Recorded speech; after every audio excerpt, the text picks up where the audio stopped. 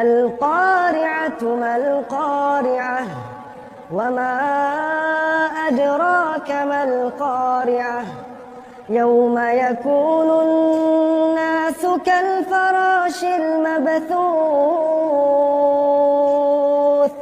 وتكون الجبال كالعهن المنفوش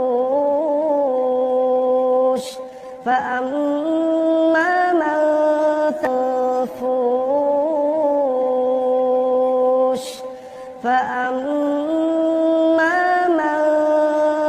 ثقلت موازينه